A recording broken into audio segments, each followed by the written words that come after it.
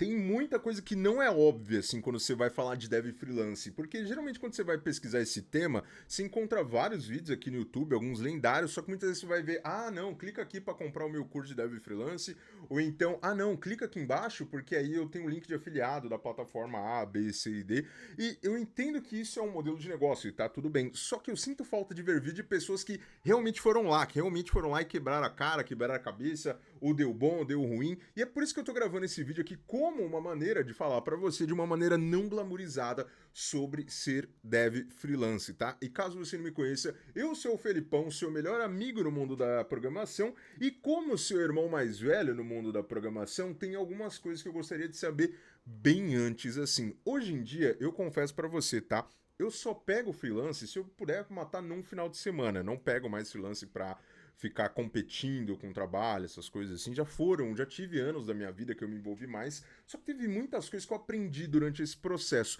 E a primeira coisa que ninguém te fala é justamente o ponto de que se você se portar como um amador, você só vai conseguir cobrar e vai ser tratado como um amador. E eu sei, essa frase aqui ela pode parecer muito ampla no que eu tô falando, mas deixa eu ser mais específico dentro do que eu tô te falando e você vai entender o porquê que isso pode parecer bobeira a primeiro momento, mas faz muita diferença. Quando eu era mais novo e eu pegava algum tipo de freelance, assim, entre calotes, entre outros perrengues e tudo mais, você nota que existem tipos de clientes diferentes e em momentos diferentes. E isso aqui é muito mais importante do que você imagina.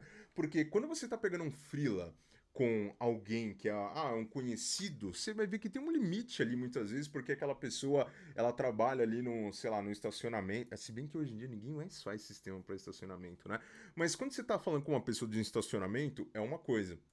Agora, quando você está falando sobre um freelance de uma pessoa que ela tem um desafio dentro de uma área dentro da empresa dela, ou até mesmo aquilo faz parte do business core, olha como eu falei bonito agora, faz parte ali do projeto, do trabalho pessoal daquela pessoa, você vai ver que é um lugar diferente. Particularmente, pessoas que estão ali com esse desafio de business core, para mim, são os meus tipos de freelances favoritos assim. Porém, para você fazer essa abordagem dessas pessoas, você precisa se portar como um profissional. Eu vou fazer isso em contrapartida com outro cenário. Geralmente, qual que é o cenário mais cômodo ali para freelance ali? É geralmente aquele cenário onde você vai ver uma plataforma, né? Então a plataforma A, B ou C, aquela plataforma lá para você pegar ninjas, a plataforma lá de 99 trabalhos ali extras. Então, essas plataformas, qual que é o problema delas? Não é que as plataformas são ruins, é a dinâmica da coisa. É que muitas vezes você tem uma prostituição do trabalho, vamos dizer assim. Por quê? Você tem de um lado ali um leilão ao contrário acontecendo por quê? Porque o cliente ele está procurando o melhor serviço no menor preço possível. Então, muitas vezes você vai ver 30, 40, 50, tem alguns até de 100 pessoas brigando por um freela e o cara ele vai selecionar por quem fizer o menor preço. Então, acaba sendo um leilão ao contrário. E não é que seja um problema esse tipo de freelance. Só que você tem um limite do que você consegue cobrar, e a verdade é que ele é muito desgastante. Você consegue ganhar alguma coisa no volume de freelances, porém, é inegável que você vai ganhar valores irrisórios pelo trabalho que você quer fazer. E às vezes tem nem que quer criar, sei lá, o sistema do iFood inteiro por R$ 500 a hora, Felipão. Não, R$ 500 tudo. Ele ainda tá chorando, vai achar caro. Então muitas vezes acaba não compensando. E é por isso que eu gosto muito mais desse modelo do freelance da abordagem fria, né? Que é onde você vai pegar alguém que já tem algum negócio, algum business core ali e vai atuar em cima daquilo, às vezes construindo alguma coisa, por exemplo, uma landing page para algum produto dela, melhorando alguma parte ali de um processo, criando alguma automação. Esse para mim é o tipo de freelance que hoje eu chamo de freelance gold. Vamos dizer que eu aprendi a lidar melhor com esse tipo de freelance. Por quê? Porque se você conseguir se portar bem com esse cliente, você praticamente acaba abrindo uma janela única. Porque você não está competindo com pessoas. A única limitação é o seu talento versus aquilo que você consegue entregar.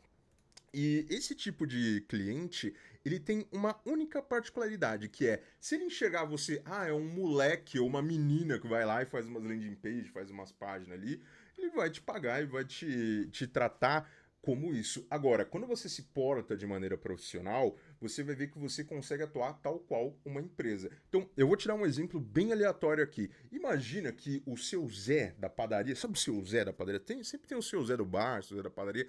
Ele vai falar para você, ó, eu te dou uma aula de finanças, se você quiser. Vou ir na sua casa e fico uma hora falando com você de finanças. Talvez seu Zé possa cobrar R$ 300. Você fica, pô, o seu Zé, mano, cobrando R$ 300, tá louco pra falar de finanças? Agora, imagina que vem um nome bem conhecido aí de algum influencer que você já tem na sua mente aí, e ele fala, olha só, eu vou ir na sua casa, vou te dar uma aula particular para renovar e organizar as suas finanças, e nesse momento aí eu vou cobrar 5 mil, só que a gente vai fazer uma reviravolta. Talvez você se desdobre para pagar se esse influencer for na sua casa, e você talvez ache 5 mil barato. Por quê? Porque você tem uma autoridade agregada. Eu sei, eu também não tenho 5 mil para gastar assim, mas tem muitas pessoas que têm e estão dispostas a pagar. Então, é a lei da oferta e demanda. Só que a lei da oferta e demanda, ela também tem essa linha de escolha. Porque se você não tem algumas coisas que fazem aquela pessoa te enxergar como uma autoridade naquilo que você está falando, muito provavelmente você não vai conseguir cobrar um valor interessante. E aí você vai cair de novo naquele mar de prostituição de trabalho, que você vai virar noites, às vezes, para fazer um trabalho de 300, R$ 400. Então, o que é se portar como profissional de fato, Felipão? Bom, primeira coisa é a postura que você entra numa reunião. Tudo que eu vou falar aqui para você agora na sequência vai falar, Felipe, isso parece besteira. Pois é, concordo com você. Tudo que eu vou falar aqui realmente parece besteira, mas de fato faz muita diferença. A primeira coisa que eu noto é se você entra numa reunião com um vestido, por exemplo, de social, alguma outra coisa, a pessoa ela muda a postura de como ela está se comunicando com você. E o detalhe mais interessante é que isso pode parecer bobeira para alguns, mas isso é sobre a sua presença que você está criando. Quando você vê uma pessoa automaticamente ali de terno, gravata, essas coisas, você tem uma visão diferente daquela pessoa, que talvez aquela pessoa ela esteja se envolvendo com coisas mais formais, com processos mais críticos, e geralmente profissionais freelancers, eles não estão acostumados, eles estão acostumados a aparecer de qualquer jeito, com um boné velho e uma camiseta cinza. Qualquer particularidade ou semelhança, ignore. Então, esse tipo de postura aqui ele vai criar uma base de valor sobre você. Por quê? Porque a pessoa não te conhece, ela não tem alguma coisa sobre você, então ela vai fazer um pré-julgamento. É normal. Agora, quando você aparece como um profissional bem-sucedido, é quase como se você passasse a impressão para a pessoa de que, olha só, essa pessoa ela é bem-sucedida, eu vou chegar lá se eu conseguir trabalhar com essa pessoa. E pode parecer muito superficial, pode parecer aquele papo de coach que ai, precisa estar com um relógio caro na mão, tá? Mas a verdade é que não. Você não precisa ter um relógio ultra caro na mão, essas coisas. Você precisa parecer premium. Guarda isso daí. Até porque boa parte dos relógios que eu tenho e eu utilizei na vida, bom, boa parte deles foram comprados na 25 de março e recentemente até mesmo na Shopee. Mas o mais importante é como a sua postura fala. Por quê? Porque você acaba criando uma visão de autoridade nessa pessoa. Isso acaba sendo até um processo de vendas, que não tem nada a ver com tecnologia, mas caso você tenha caído nesse canal, se inscreve aqui, porque aqui eu falo sobre o mercado de tecnologia além do VS Code, meu querido. Então a gente tem muito assunto para conversar, que eu tenho certeza que você não vai ver em outros canais, tá? Agora, voltando para o nosso assunto, quais são algumas coisas que eu já notei que eles denotam um ar de profissionalidade? Primeira coisa, a sua postura e como você fala. Evita falar gírias, porque isso te dá uma infantilizada ali. E muitas vezes o cliente você vai falar, poxa, mas o cliente é mais de boa, dá pra ver que com ele ou com ela dá, mas eu sempre falo, mantenha ali a sua postura profissional, por mais legal que o cliente seja e mais convidativo que seja aquele papo, porque você vai ver que isso vai fazer muita diferença na hora que você for apresentar o valor. E outra coisa que é importante é mostrar que você tem processos. Geralmente pessoas aleatórias é assim, eu te dou um valor, você faz aí pra mim de qualquer jeito. Agora, quando você vai lidar com uma empresa, não é assim. Você vai lidar com um processo, olha, preciso mandar para você aqui, vou te mandar a job offer, vou te mandar um e-mail aqui. Então, outra coisa que para mim fez muito sentido a partir do momento que eu notei empresas fazendo isso e coloquei ali para fazer, é justamente ter isso, você ter padrões de e-mail. Eu sei, pode parecer bobeira o que eu tô te falando, mas você ter um padrão de e-mail ali, onde tem a sua assinatura de uma maneira mais formal, são esses detalhes que eles vão criando na mente da pessoa esse fator de autoridade. Eu disse para você que poderia parecer um pouco coach. Mas acredite, não é sobre isso, é sobre a experiência premium que você está dando para aquela pessoa.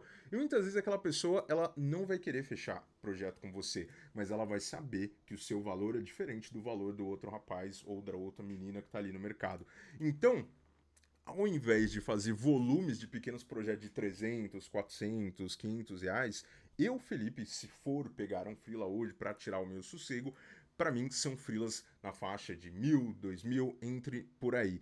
E essa é a primeira coisa que eu queria compartilhar com você. Pareça o mais formal possível, pareça o mais perto de uma empresa. Evita, por exemplo, eu tenho muito brinquedinho, muita coisa aleatória aqui no meu cenário, mas como eu não tô focado em pegar 1.000 freelas, fazer 1.000 coisas, hoje em dia eu só pego coisa se for no final de semana, eu não tenho tanta essa necessidade. Porém, eu entro de social, eu converso com a pessoa de uma maneira mais formal, eu entendo a necessidade dela. Geralmente você vai ver o quê? Você vai ver a pessoa ela se postando como, me dá um X e eu faço aí pra você. Eu faço aí rapidinho. Então isso daí, você começa a notar a diferença ali de uma pessoa que ela consegue cobrar 100 e consegue cobrar 1.000. Felipe, mas é a mesma coisa, o trabalho vai ser o mesmo. Pois é, mas lembra da percepção que eu falei do seu Zé e do influencer favorito? É porque isso não tem a ver somente com o valor daquele trabalho, ele tem a ver com o valor de confiança que você passa e também o nível de autoridade que você passa. E eu entendo que alguns projetos que eu já fiz, que eu já cobrei, por exemplo, R$ 80. Pois é, mano, R$ 80 é se prostituir demais. Mas valores ali que eu já cobrei R$ 80 por projetos que eu passei um pouco mais de perrengue, que dá para você cobrar hoje uns 300, 400 em menos tempo. Só que isso é uma percepção criada. Tem muita gente que eu vejo que vai falar, vou pegar uns freela. Aí a pessoa vai lá, você abre no WhatsApp da pessoa pra falar com a pessoa tá com uma foto de anime no WhatsApp. Preocupante. Ou então você vai ver ali, a pessoa ela tem um Instagram ali, cara, só você na Fá e tudo mais, não tem problema. Mas saiba que se você quiser pegar bons freelas e clientes mais high ticket, você vai ter que se portar como high ticket. Felipe, é frescura, é chato. Pois é, isso é quase um processo de vendas. Sendo bem sincero, eles são argumentos de vendas, que é você criar esse efeito de autoridade na mente da pessoa e você se portar como uma pessoa mais cara. Por quê? Porque se você se portar como um amador, a pessoa ela vai te tratar e vai querer te pagar como um amador. Tem alguns momentos que você vai até mesmo entender que aquela pessoa ela não consegue te pagar. E muitas vezes é melhor você não pegar aquele freela. Vai por mim, você pegar um freela, que quem já passou essa experiência, comenta aqui embaixo. Você pegar um freela que no começo você falou, pô, cobrei bem, cobrei legal. E aí você tá passando, virando noite, você fala, cara, acho que eu não cobrei direito. Essa é a pior sensação que você pode ter num freela. Se durante o processo fala, cara, não tá valendo, já não tá se pagando mais. O meu sossego não tá valendo isso aqui. Cara, essa é a pior experiência de fila. Então, essa visão de você pegar um volume de fila gigante por valores menores pode parecer bem legal. Talvez para você que esteja começando seja interessante. Às vezes você quer construir portfólio, algo do tipo.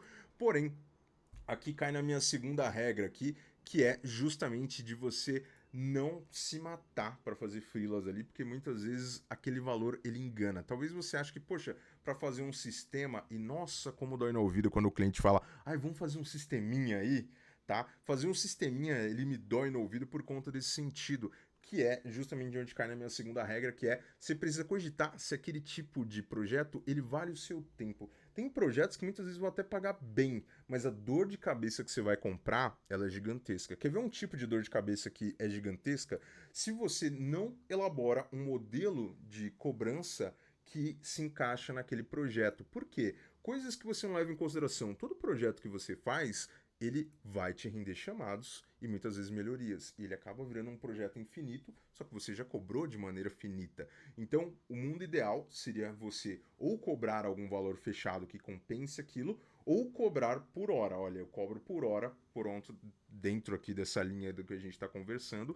Então, ter um escopo bem definido, fechou com o cliente, coloca isso numa ata para vocês conseguirem dialogar, literalmente criar documentos. Isso vai cair em linha com a primeira coisa que eu estou falando, de você se portar de uma maneira mais profissional e também de você conseguir ter esse combinado. Olha, o escopo é esse daqui, tá? Se o valor for por hora, que para mim é o melhor modelo, ou for um valor fechado, já deixe delimitado. Por quê? Porque você vai ver muito comum, você vai entregar para o cliente, principalmente se você se portar como amador, ele não vai respeitar suas regras, ele vai ditar as regras. Agora, quando você é uma pessoa com postura profissional, você vai ver que você consegue ter o controle da sala de reunião. E quando eu digo o controle da sala de reunião, ele é no sentido metafórico, já que quando você está fazendo isso, principalmente de maneira virtual, eu quero dizer que ele vai entender o valor de pedir alguma alteração e ele vai entender que aquilo é um processo que ele é cobrado, porque quanto mais informal você trata, mais informal ele vai te tratar. Então, isso aqui é uma coisa virada de chave gigantesca. Quanto mais profissional você tratar, se você tiver processos, tiver templates de e-mail, tiver templates de job offer, tiver templates ali de escopo, você conseguir conversar e fazer ele entender que aquilo é o seu modelo de negócio, menos a pessoa ali, Severina ali, você vai ser. E isso é uma linha de poxa, nem todos os freelas valem a pena. Acredita em mim, tem muito freela aí que é fácil de você pegar no sentido de, é só construir um sisteminha. Geralmente sistema de sisteminha, eles são sistemas que eles vão tirar a sua paz porque eles são infinitos. Afinal, eles geram chamados, eles geram demandas, e aí, beleza. Você acordou com o cliente no momento zero que tem um custo de manutenção? Afinal, se você precisa deixar aquilo disponível online, pode acontecer de um tudo. Além também de muitas vezes você precisa pagar alguma assinatura, precisa pagar ali onde você está fazendo host, às vezes você precisa pagar algum serviço de cloud. Então, tudo isso tem que estar mensurado desde o momento zero. Não pode aparecer como uma surpresa para o cliente para você não gerar esse estresse. Então, se é alguma coisa que vai gerar algum custo, você precisa elaborar não só um valor de cobrança, mas um valor de manutenção. E ele precisa entender o que está contido ali. Então, olha só, a gente tem esse valor aqui por hora, tá? Então a gente vai desenvolver e aí, a partir do momento que precisar desenvolver alguma funcionalidade nova, a gente vai acordar aqui uma nova proposta. A gente também vai entender ali quais são essas necessidades de chamados, porque senão daqui a pouco está conflitando com o seu horário de trabalho. Pessoa desesperada te chamando ali, tirando estresse, e você ali no ponto de perder o seu trabalho.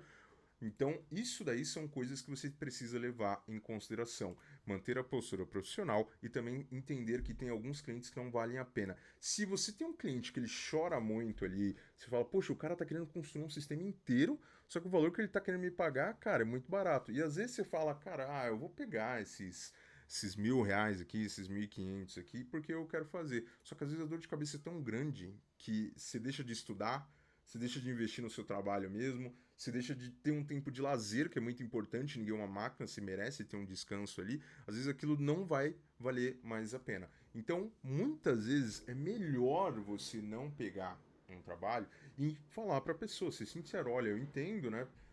Que talvez isso aqui não seja um momento para você e tá tudo bem, a gente pode fazer isso de outra maneira. Eu não tô falando pra você ser arrogante, não tô falando para você ser uma pessoa que vai destratar o seu cliente ou fazer igual. Tem até um cara no Instagram que ele faz uns memes assim, né, como se ele estivesse vendendo uns filas. Eu não tô falando isso, eu tô falando para você ter essa postura de entender que talvez aquele não seja um cliente para você, talvez seja um cliente lá para aquela plataforma onde ele vai querer pagar R$ 100 por um sistema inteiro. Sim, existem pessoas assim até hoje. Acredite você ou não, é totalmente possível e plausível você abrir uma ferramenta dessa e querer fazer algum freela e encontrar alguém que quer construir um sistema de imobiliário, um sistema tipo iFood, tipo Uber. Sempre que você vê alguém falando tipo tal coisa, você já fica.